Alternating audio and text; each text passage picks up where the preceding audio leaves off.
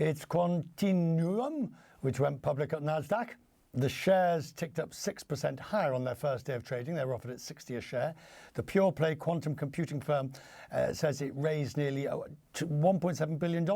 It was founded in 2021 by Honeywell and the software firm Cambridge Quantum. Honeywell still maintains a large shareholding in it. It builds hardware and software systems for quantum computing. The US government said it will invest $100 million in the company. Rajeeb Hazra, who brought trading to an end at the Nasdaq, is with me. He's the chief executive.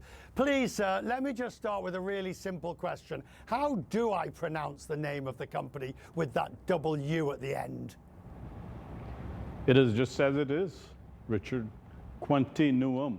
And I'm happy to be here, and thanks for having me. Right, Quantinuum. Right, the future of quantum.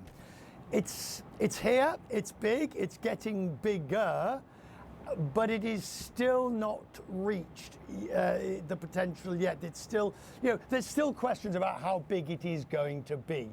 Where do you see yourself fitting into that ecosystem?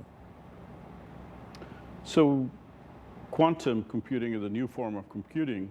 And, while a few years ago, or even a short 5 years ago, people thought about quantum computing as a science experiment that potentially someday might do something useful, it has clearly crossed that, thanks to efforts of many, but particularly companies like Quantinuum.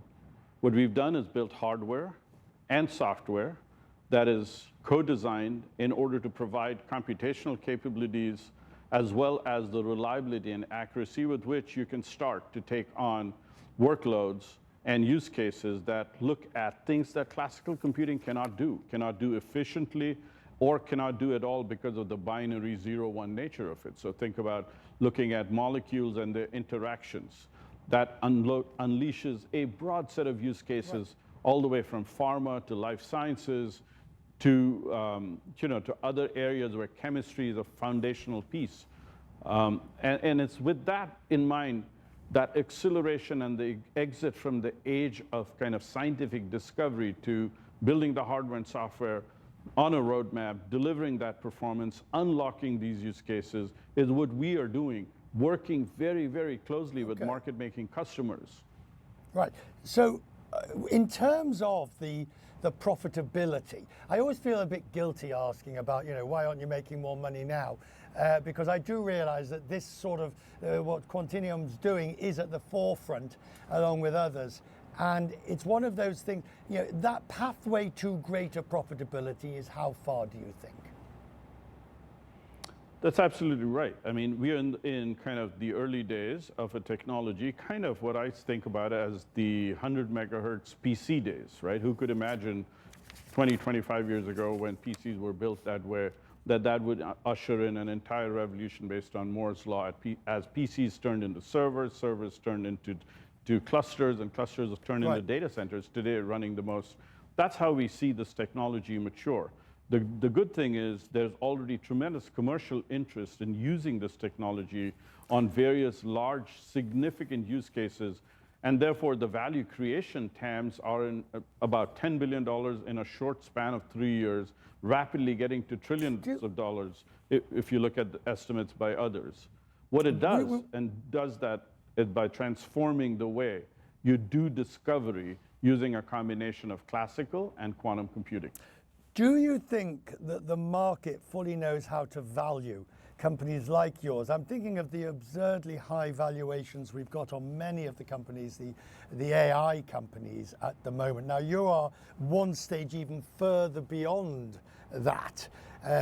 You still obviously have demand for very specific types of chips from that thing. And you have Honeywell still with you, so you're slightly protected in that sense. But do you think the market fully understands valuations of these companies? As long as you use the word fully, I don't think so, because it's a nascent technology. And of course, the market's learning to value, and the investors we are proud to have those investors that understand the long-term value in the transformational piece that quantum computing does. And so as we look at what we do, we focus on commercial value creation through the hardware and software and services we build in very close intimacy with customers, market-leading customers. the value propositions are clearly there long term. Because these are foundational technologies that transform, like, the very core of things like building new molecules, building new drugs, building new fertilizers, designing next generation data systems for financial services. So these address large problems or large opportunities in very large and growing markets. And it's going to be a journey. I am grateful for you joining us from New York. Thank you very much. Now.